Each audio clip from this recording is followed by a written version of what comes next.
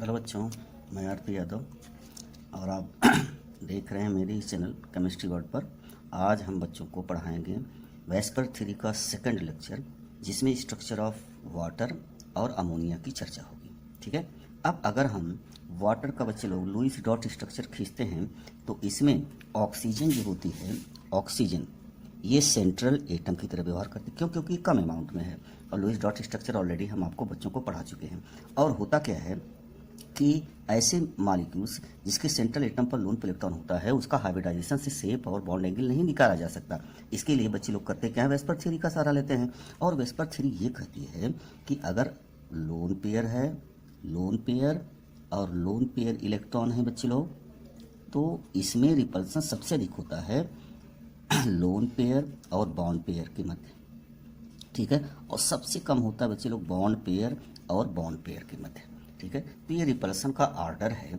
तो इसके लिए इसी के कारण जो है किसी भी मॉलिक्यूल्स का बॉन्ड एंगल और शेप बदल जाता है। वाटर मॉलिक्यूल्स में अगर देखिए तो ऑक्सीजन सेंट्रल एटम ये 6 इलेक्ट्रॉन रखती है, जो कि 6वें ग्रुप का एलिमेंट है, 6 ग्रुप का।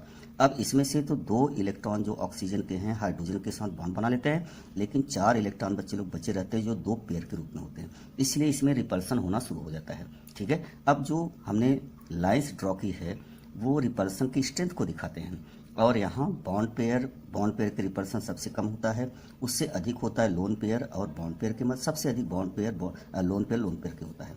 तो यहाँ पर सेंट्रल एटम को देखिए बच्चे लोग, तो सेंट्रल एटम sp3 हाइब्रिडाइज्ड है, चूंकि हाइब्रिडाइजेशन हम निकालना ऑलरेडी बता चुके हैं। इसका शेप टेट्राहेड्रल होना चाहिए, लेकिन लोन पेयर इलेक्ट्रॉन होने के कारण इसका शेप चेंज हो जाता है। चेंज कैसे हो जाता है? टेट्राहेड्रल वी शेप में बदल जाता है। और ध्यान रहे बच्चे लोग, एक lone pair electron second period के एलिमेंट के हाइड्राइड में 2 डिग्री को कम कर देता है। सोचिए, अब 105 अबाउट 2 है। अब इसमें से 2 लोन पेयर इलेक्ट्रॉन है, एक lone pair electron 2 degree decrease करता है, तो बताओ 2 lone pair electron 4 degree decrease करेंगे। तो इसमें से 4 घटा दोगे तो लगभग 105 अंश का कोण बनता है। ठीक है। तो ऑक्सीजन जो है 2 लोन पेयर इलेक्ट्रॉन रखती है, वेस्पर थ्योरी चेंज कर देती है इसका शेप और बॉन्ड एंगल दोनों को। ठीक है। तो यहाँ पर लोन पेयर इलेक्ट्रॉन 2 हैं और इसीलिए ये बच्चे लोग लुईस बेस की तरह व्यवहार करते हैं। ऐसे कंपाउंड जिसमें सेंट्रल एटम पर लोन पेयर इलेक्ट्रॉन होते हैं बच्चे लोग, वो लुईस बेस कहलाते हैं। That is very very important. ठीक है। बच्चे यही नहीं समझ पाते हैं कि लुईस एसिड लुईस बेस क्या है, तो आप जान लीजिएगा जो इलेक्ट्रॉन डोनेट कर सकता है बच्चे लोग, वो लुईस बेस की तरह व्यवहार करता है। और चूंकि इसके सेंट्रल एटम पर 2 लोन पेयर इलेक्ट्रॉन ऑलरेडी हैं, तो ये किसी को दे सकता है। जो केमिकल बॉन्डिंग भाग नहीं ले रहते वही लोन पेयर इलेक्ट्रॉन होते हैं बच्चे लोग। तो यहाँ पर बच्चे सभी देख रहे हैं। अब बात यह होती है कि उसमें लोन पेयर इलेक्ट्रॉन और अनपेयर्ड इलेक्ट्रॉन कैसे निकालते हैं, मतलब पेयर्ड इलेक्ट्रॉन। अब इसका बहुत अच्छा ट्रिक है बच्चे लोग। जैसे ऑक्सीजन है, इसके बैलेंस इलेक्ट्रॉन कितने होते हैं? बोलो 6 होते हैं। 6 बैलेंस इलेक्ट्रॉन को हमने इस तरह से खींच लिया है। ठीक है। अब ये हाइड्रोजन के साथ जो है बॉन्ड बनाएगा। हाइड्रोजन 1 इलेक्ट्रॉन यूज करता है, तो ये खत्म हो जाएगा, ये बॉन्ड बना लेगा, ये बॉन्ड बना लेगा। और इसके बाद यहाँ पर देखो 4 इलेक्ट्रॉन इस तरह से बचे हैं जो 2 पेयर के रूप में हैं। और जिसके पास अनपेयर्ड इलेक्ट्रॉन होता है, अनपेयर्ड इलेक्ट्रॉन कितने बच्चे लोग? 0 हैं। और अनपेयर्ड इलेक्ट्रॉन ये पैरामैग्नेटिक होता है। ठीक है। 0 होता है, सॉरी, ये जो है ये डायामैग्नेटिक मटेरियल की तरह व्यवहार करेगा।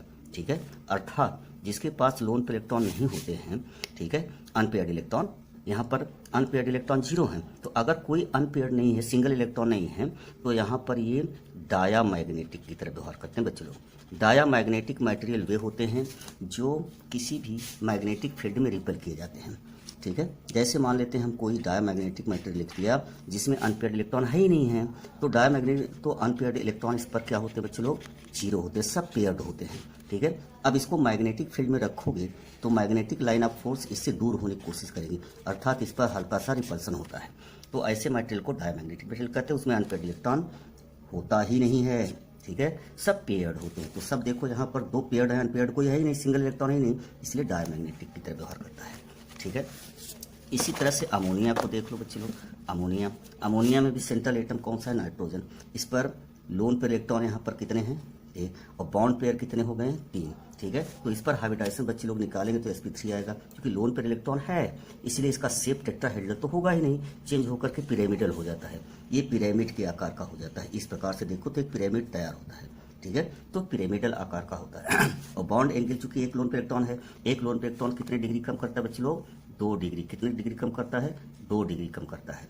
इसलिए इस पर एक लोन पे इलेक्ट्रॉन है, तो इसका एक्चुअल अगर लोन पे इलेक्ट्रॉन नहीं होते तो बॉन्ड एंगल 109 डिग्री 28 मिनट का होता।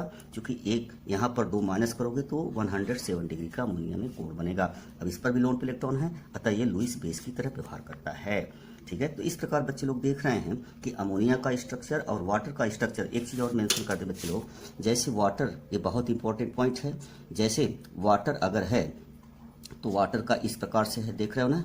अब इस पर 2 लोन पे इलेक्ट्रॉन है, ये लो 2 लोन पे इलेक्ट्रॉन हो गए। ठीक है, अब यहाँ पर अगर एक हाइड्रोजन को हटा करके एल्किल ग्रुप जोड़ दिया जाए तो यही हो जाता है आपका एल्कोहल। बच्चे लोग इस पर भी 2 लोन पे इलेक्ट्रॉन है, इसको भी हटा करके आप जोड़ दीजिए तो बन जाता है ईथर, आर आर, और इस पर भी 2 इलेक्ट्रॉन है।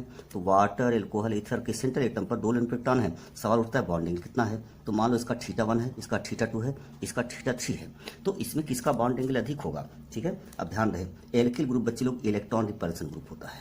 जब ये इलेक्ट्रॉन रिपेल करेगा तो बॉन्ड पेयर इलेक्ट्रॉन इस ऑक्सीजन के पास आएंगे और जिसके कारण रिपल्सन फोर्स बढ़ जाएगा। यहाँ पर इतना रिपल्सन फोर्स था इनके कारण, इसके कारण और थोड़ा सा बढ़ जाएगा, क्योंकि एल्किल ग्रुप प्लस आई इफेक्टिंग दिखाता है। प्लस आई इफेक्ट का मतलब इलेक्ट्रॉन को अपने से दूर हटाने की कोशिश करता है, ऐसे ग्रुप को प्लस आई इफेक्टिंग ग्रुप कहते हैं। अब सोचो यहाँ पर ये भी इलेक्ट्रॉन को पुश कर रहा है ऑक्सीजन की तरफ, ये भी इलेक्ट्रॉन को पुश कर रहा है ऑक्सीजन की तरफ। अब इलेक्ट्रॉन इतने नजदीक आ जाते हैं कि इस पर रिपल्सन फोर्स और भी बढ़ जाता है, जो बॉन्ड को क्या कर रहा है? बढ़ा रहा है। ठीक है, और एक सिद्धांत ये भी है, जैसे जैसे रिपल्सन फोर्स के कारण ऑक्सीजन की तरफ जाते हैं इलेक्ट्रॉन, ये लोन पे इलेक्ट्रॉन दूर चले जाते हैं, पुश करने लगते हैं ऊपर की तरफ, और ऊपर की तरफ पुश करते हैं तो इनके बीच जो रिपल्सन फोर्स होता है वो धीरे धीरे कम होने लगता है। तो सबसे ज़्यादा एंगल जो है तो θ1 जो होता है बच्चे लोग वो कम होता है, क्योंकि इसमें रिपल्सन कम होता है, इसमें ऑक्सीजन की तरफ जा रहे हैं, इसलिए θ2 की वैल्यू और बढ़ जाएगी। इसमें 2 ऑक्सीजन की तरफ पुश करें तो लोन पे इलेक्ट्रॉन और ऊपर चला जाएगा और रिपल्सन फोर्स और भी कम हो जाएगा, जिससे कारण थीटा की वैल्यू और भी बढ़ जाती है। तो इस प्रकार से बच्चे लोग देख रहे हैं, ये आपका थीटा एंगल नापने का सबसे बढ़िया तरीका होता है। जैसे जैसे लोन पे इलेक्ट्रॉन किसी कारण बस दूर जाएंगे तभी जब इलेक्ट्रॉन रिपल्सिव ग्रुप होगा, वैसे वैसे बॉन्ड एंगल जो है वो बढ़ता चला जाएगा। तो वाटर में सबसे कम होता है, उससे अधिक एल्कोहल में, और उससे अधिक किसमें होता है? ईथर में। तो बस आज यहीं तक, मिलते हैं नेक्स्ट वीडियो में। आशा करते हैं वीडियो अच्छा लगा होगा, बच्चे लोग शेयर करिएगा, और कोई प्रॉब्लम हो तो उसको आप मैसेज बॉक्स में डाल दीजिएगा, हम उसका प्रॉब्लम सॉल्व कर दें। Thank you.